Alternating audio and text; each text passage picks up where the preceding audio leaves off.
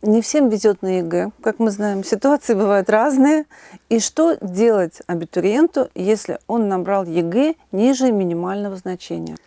Да, такие ситуации бывают, но здесь нужно, во-первых, смотреть, какие ЕГЭ остались два, как сказать, проходные, потому что это, как вариант, можно будет посмотреть творческие направления, как я уже говорила, когда два ЕГЭ и третий внутренний. А здесь, как вариант, можно, конечно, пересдать ЕГЭ, можно через год вернуться, а можно время не терять и пойти в колледж, поступить на любую профессию, на которую вы хотите.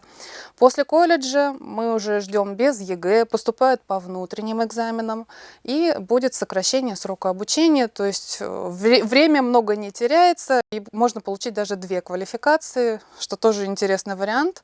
В колледже, например, можно стать, ну, допустим, документоведом, прийти в университет, стать учителем, допустим, начальных классов, и уже у вас две квалификации, больше выбора при трудоустройстве.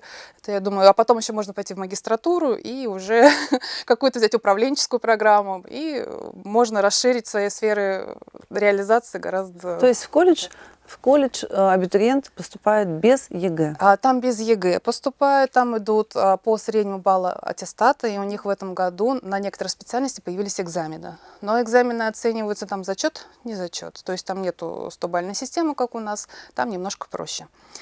Поэтому тоже внимательно смотрите список специальностей, в которые есть в колледже. На какие-то в этом году впервые появились экзамены. Экзамены в очном формате, в колледже обязательно. У нас в университете такие общие предметы, да, они идут онлайн, а вот уже если танцы, музыка, да, нужно сдать, например, собеседование, это уже в очном формате, рисунок в очном формате. Обязательно нужно приходить в университет.